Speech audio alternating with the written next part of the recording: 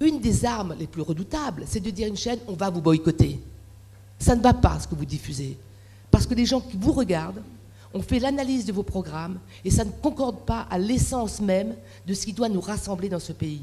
Alors, pour moi, l'éducation aux médias, c'est ça aussi, c'est d'avoir du recul en disant, ça, on n'accepte pas, c'est terminé, on ne va plus vous regarder. Et en plus, on va le faire savoir. Vous imaginez à quel point les télés et les radios, n'oublions pas que les radios sont très puissantes également, à quel point elles vont réfléchir 2 fois à la mise en place d'images et de programmes. Pourquoi c'est important ? Parce que je ne veux pas trop m'étendre, je ne veux pas exagérer dans le temps, mais je voudrais juste vous dire une chose, c'est que les télévisions, particulièrement la télévision publique, la radio publique, ont des responsabilités énormes dans notre pays. L'audiovisuel public fonctionne sur la contribution, c'est-à-dire vos parents, vous aussi, les profs, vous les adultes, mais vos parents, vous les jeunes, ils payent. Ce sont vos impôts. Vous devez pouvoir retrouver quelque chose qui nous rassemble. Et les télévisions privées, mais elles fonctionnent sur le domaine public.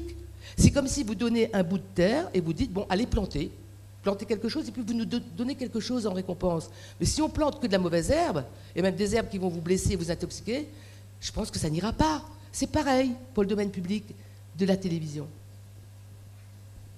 Très bien.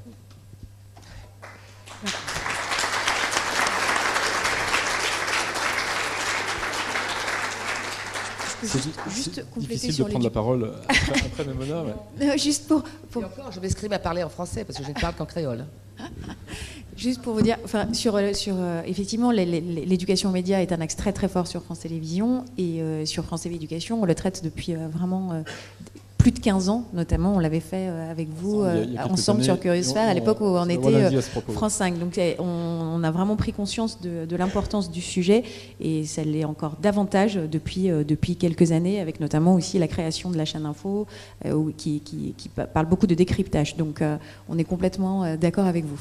Et c'est vrai que l'Académie Clermont-Ferrand est aussi très, très investie dans ce domaine avec la Fondation Varenne en particulier. Et il y a quelques années, on avait travaillé ensemble à propos de l'exposition Cartooning for Peace. Oui. On a peut-être un sujet qu'on pourrait diffuser d'ailleurs à ce propos, qui illustrerait parfaitement le travail qui avait été mené au niveau académique. Ça va arriver. Et on...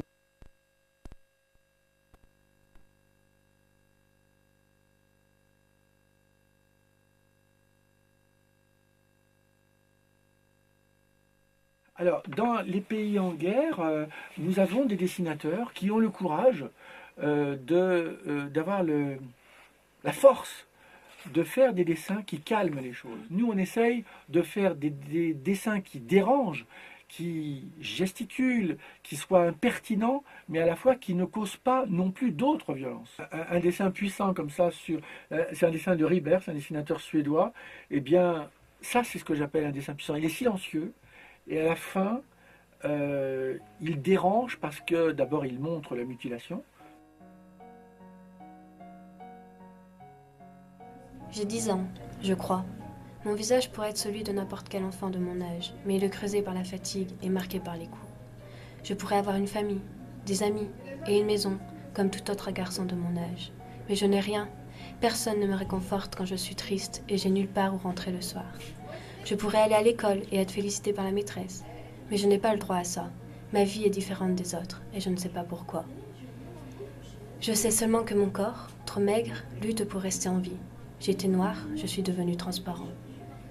À part mes vêtements sales et déchirés, je ne possède que la simple béquille en bois, qui m'aide à supporter mon corps si faible. À vrai dire, je n'ai plus de nom, plus d'identité. Il m'a fallu vendre ma chaussure, une partie de moi-même, moins chère qu'une simple pomme. Comme si ma vie, la vie d'un enfant, n'avait plus de moindre importance. Et c'est vrai, je ne vaux rien, je ne suis plus rien.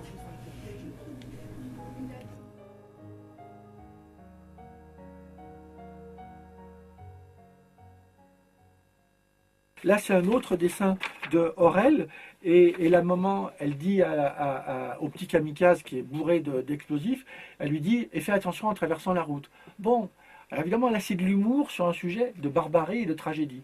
Mais à la fois, le dessinateur doit aussi avoir l'impertinence de dire « ben oui, c'est un sujet grave, il y a des morts, mais je choisis aussi la carte de l'humour pour essayer de m'exprimer ». Là, il y a un débat que je propose qui s'appelle « Désapprendre l'intolérance ». C'est-à-dire qu'on nous apprend l'intolérance tout le temps, Nous, à Cartooning for Peace, on essaie de dire, écoutez, nous, on veut être énervant, impertinent, mais on voudrait simplement faire partager un esprit de tolérance. Syrie, 2013. Les militaires, souriants, bien en chair et ravis, attendent leurs nouveaux soldats. Cartable sur le dos, mitraillette à la main, pieds nus et en uniforme, ils courent sans se poser de questions vers le camion. Effrayés et tremblants comme attirés par celui-ci, inconscients de ce qui se passe. Dépêchez-vous les enfants, la guerre n'attend pas. Le camion est prêt à démarrer, droit vers l'école du combat.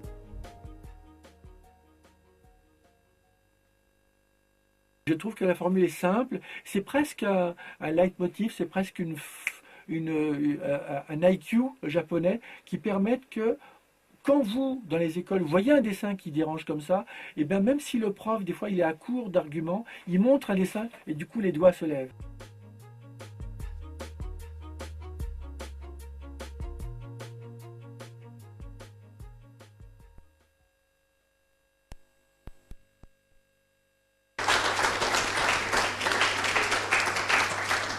Donc, comme l'a précisé Gilles auparavant, l'Académie de Clermont-Ferrand est en partenariat avec la Fondation Varenne qui, elle, permet de financer des opérations d'éducation aux médias et notamment a permis aux lycéens du lycée Léonard de Vinci de rencontrer en 2013 Plantu et de se rassembler autour de ces sujets sensibles et graves, comme vous avez pu le voir.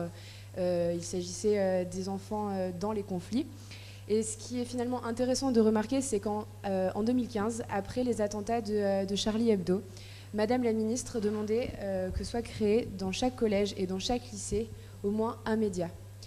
Donc on peut difficilement ne pas remarquer que de ce côté-là, l'Académie Clermont-Ferrand et la Fondation Varenne ont ce côté un peu avant-gardiste, si je puis dire.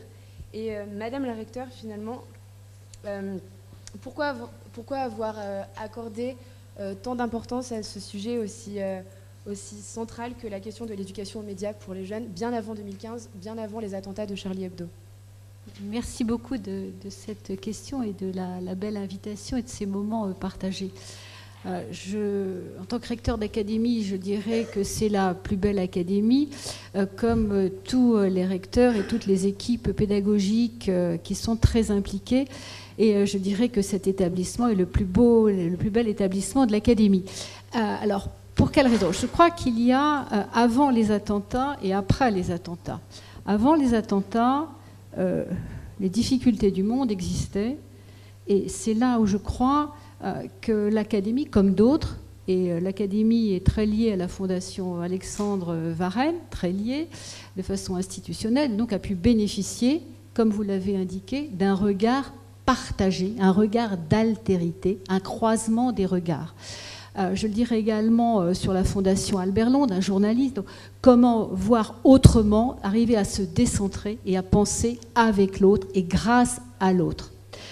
Donc ça a été un véritable atout. Et que ce soit Cartooning for Peace comme exemple ou d'autres qui ont été conduits dans l'Académie de Clermont-Ferrand, ces expériences ont bien montré quelque chose, c'est qu'il y avait la volonté d'avancer. Après, il y a un deuxième aspect, moi, qui me semble important, c'est celui d'une société qui est une société consommatrice et en perte de repères, et qui recherche du sens. Et on voit bien que, y compris l'ensemble des médias et l'ensemble des établissements, des inspecteurs et des jeunes, cherchent quelque chose. Ils ne savent pas ce qu'ils cherchent. Nous cherchons tous et nous nous remettons tous en cause. Et grâce, je vais dire, à des entreprises, à des think tanks, à des entreprises de lobby, à des acteurs comme vous, mesdames, comme vous, et grâce aux chercheurs, aux inspecteurs généraux et aux chercheurs, on peut progresser. Et ensemble, on redonnera du sens, mais le sens que souhaitent les jeunes, et cela en toute liberté. Et la Fondation Varenne, et c'est pour ça que je voudrais la saluer, comme d'autres fondations, qui est une émanation du groupe La Montagne, laisse aux inspecteurs toute liberté. Et ce qui est important, c'est cela, c'est la liberté, l'égalité, la fraternité pour l'innovation et pour la co-construction, qui est un terme que nous aimons tous beaucoup. Et puis, comme j'ai la parole, et je vous en remercie, je voudrais rendre hommage au corps d'inspection. car ils ont les premiers, en lien avec Éric Bruyard de l'ENS Cachan, qui préside STEF, ont mis en place un MOOC sur l'éducation aux médias. Cela il y a 3 ans. La 3e édition va sortir. Je ne sais pas si les crus seront successivement aussi bons que les premiers, mais je crois que c'est ça, c'est rechercher l'innovation, rechercher la critique de l'autre pour construire. Merci beaucoup. Et merci vraiment infiniment de votre présence et de ces portes en permanence ouvertes. Et félicitations aux acteurs, bien évidemment. Mais je le dirai ultérieurement.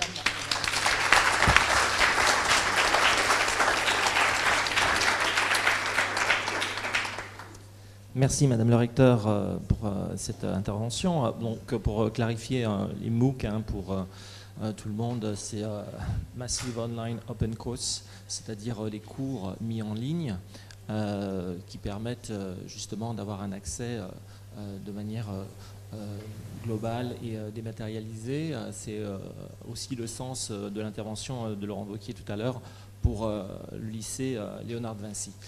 Je vais jouer les troubles faits un tout petit peu dans ce débat un peu convenu et vous demander qu'est-ce qui, à votre avis, est très jouissif avec les écrans.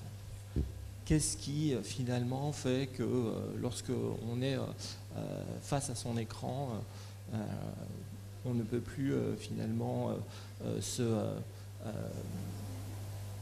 déshypnotiser, si vous me permettez ce néologisme.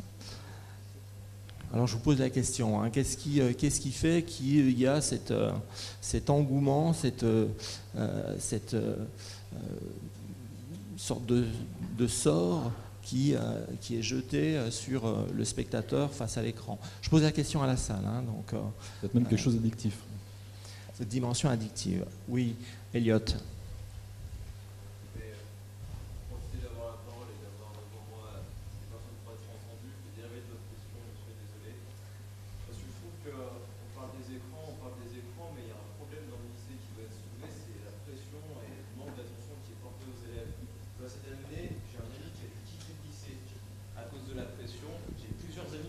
Également arrêter le lycée à cause de la pression et justement je pense qu'il y a un problème. Donc oui, on peut faire un lycée médiatique, un lycée numérique, mais les élèves dans tout ça, où est-ce qu'on en est nous? On nous met la pression, on ne nous écoute pas vraiment, il n'y a pas de place pour l'individu que l'on est. On nous met un peu de côté au profit de cours magistraux et finalement on est au lycée et on est qui? C'est la question. Merci Louis de ton intervention, Elliot, pardon, de ton intervention. Tu poses la question des cours magistraux et tu dis on est qui, nous, l'élève? C'est vraiment une question pertinente, tu n'as pas du tout dérivé du propos qui est le nôtre, puisque finalement vous êtes dans le projet que nous avons porté avec Gilles depuis le début, au cœur de notre préoccupation. La pédagogie innovante que l'on appelle de nos voeux, et tu es bien placé pour le savoir parce que tu es un de nos élèves en cinéma audiovisuel et que nous professons et que nous pratiquons depuis le début, c'est une pédagogie où il n'y a pas de pression, c'est une pédagogie où l'élève est bien au cœur dans un échange et dans un rapport qui n'est pas un rapport pyramidal dans la transmission du savoir. Et à ce niveau-là, je pense que tu peux aussi témoigner de ce qui est ton expérience. Oui, justement, je vois, ça fonctionne très bien ce que vous faites. D'autres professeurs vont également utiliser ce type de pédagogie. Je ne me demande pas pourquoi, si ça marche, si ça fonctionne dans certaines classes, pourquoi on ne généralise pas des professeurs plus proués que ça marchait, pourquoi il n'y a pas des réformes pour qu'on ait justement des pédagogies où l'élève va vraiment s'intéresser, va vraiment participer et qu'il ne soit pas un sous-fifre qui doit faire le travail qu'on lui demande. Tu poses vraiment la bonne question et on y travaille. C'est-à-dire que l'annonce qui est faite ce matin par le président de région est une annonce qui va exactement dans le sens de ce que tu réclames et de ce que, évidemment, tous les élèves réclament. C'est vraiment d'aller plus loin par rapport à des choses que tu as vécues puisque tu es avec nous, sur cette idée de pédagogie innovante, d'utiliser les nouveaux outils, le numérique, pour repositionner la place de l'élève dans les cours. On a un petit sujet dont on va aborder par la suite, qui était fait avec 2 collègues qui sont dans la salle. Je vois Graziella, je vois Nathalie. Oui. Mais justement, Elliot, pour aller un tout petit peu plus loin dans la réponse qu'apporte Gilles, on va donner la parole à Jean-Claude Lescure qui... Et à Madame la recteure, allez-y, je vous en prie. Merci beaucoup. Il faudrait déjà féliciter l'ensemble des équipes d'enseignants et le proviseur sur les résultats remarquables de l'établissement. Donc, sachant que s'il est vrai que dans tous les établissements, il y a des élèves qui ne sont absolument pas satisfaits pour différentes raisons. Et ce que nous mettons en place à l'initiative de notre Premier ministre et de la ministre de l'Éducation nationale, c'est un changement progressif avec de l'innovation pédagogique. Mais l'innovation pédagogique, nous avons, avec le président de région, déjà 3 lycées qui sont des lycées tout numériques. Et tout ça se passe avec une expérimentation qui doit être suivie pour s'assurer que les résultats sont à la clé, c'est-à-dire que, 1, les enseignants sont bien formés, avec l'inspection. 2, que les programmes sont bien respectés, ce n'est pas forcément très très simple, que la surinformation qui existe soit une information qui ensuite soit bien triée, soit bien sélectionnée, et que le modèle pédagogique change. Pour être une très fervente partisan des évolutions pédagogiques, comme ça se passe à l'étranger. Il suffit d'aller en Allemagne, au Danemark, en Espagne ou partout. Et pardonnez-moi, le MOOC, pour moi, c'était devenu tout à fait quelque chose de tout à fait courant. Et je vous prie de bien vouloir m'en excuser, comme j'aurais parlé de SPOC et d'autres sigles divers et variés.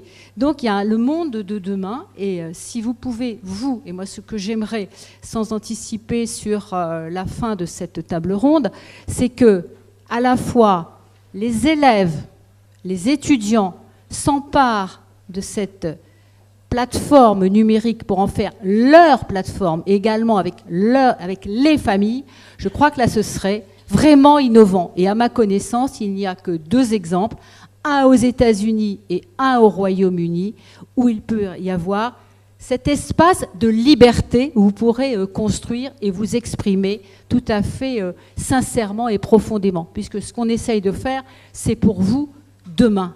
Mais sachez que l'on tâtonne, et je rends encore hommage aux enseignants qui s'exposent chaque fois où ils changent. Et je voudrais laisser la parole à Nicolas Rocher ou Henri Durand s'il le souhaite, mais qui pilote cette expérimentation des lycées tout numériques.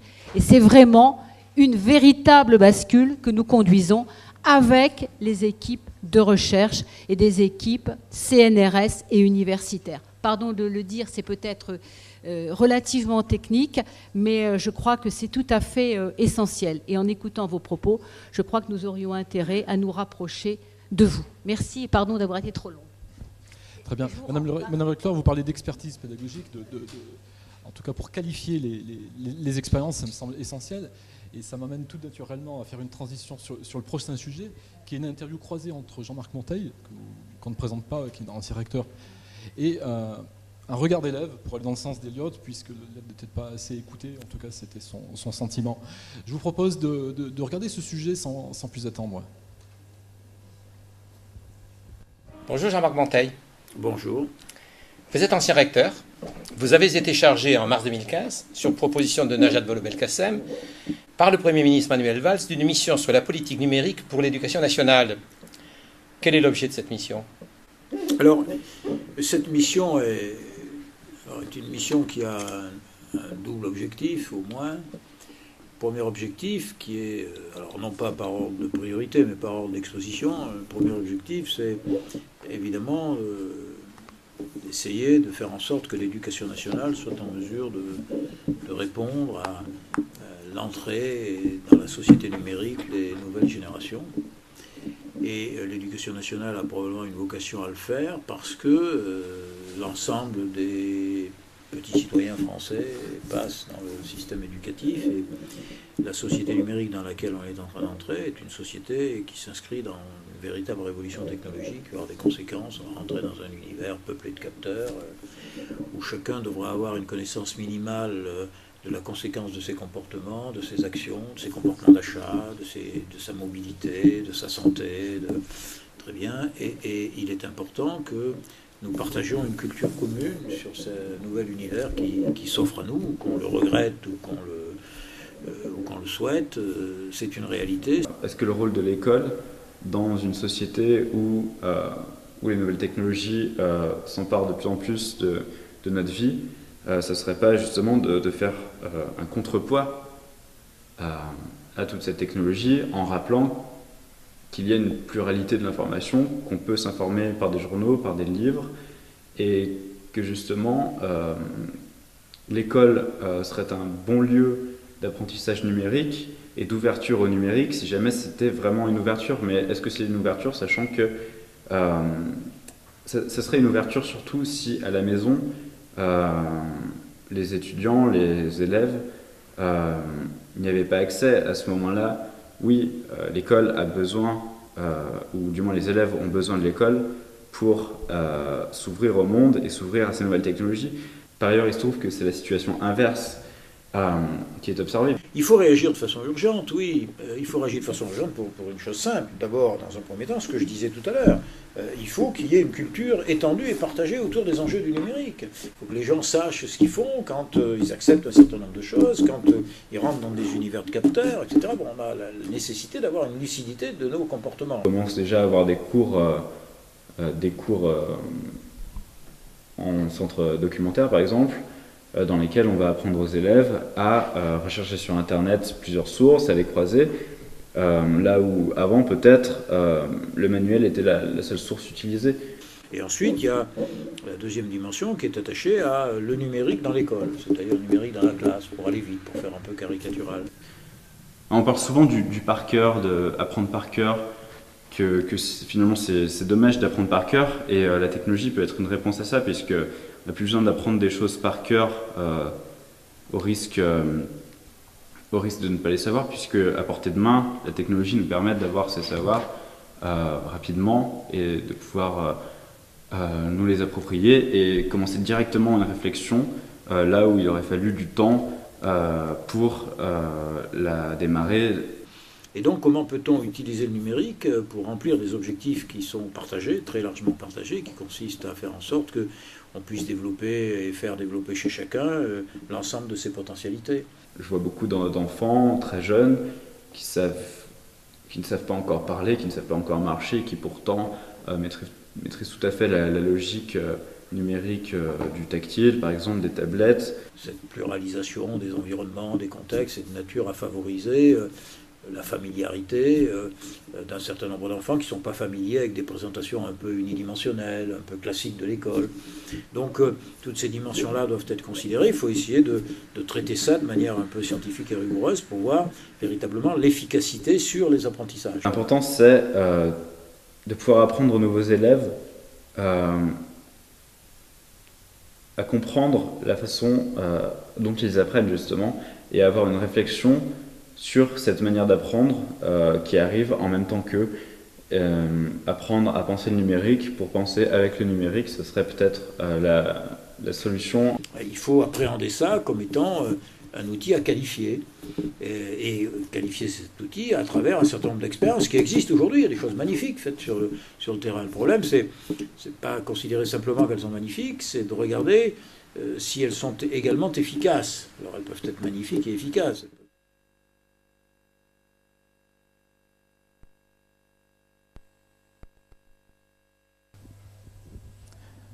Très bien.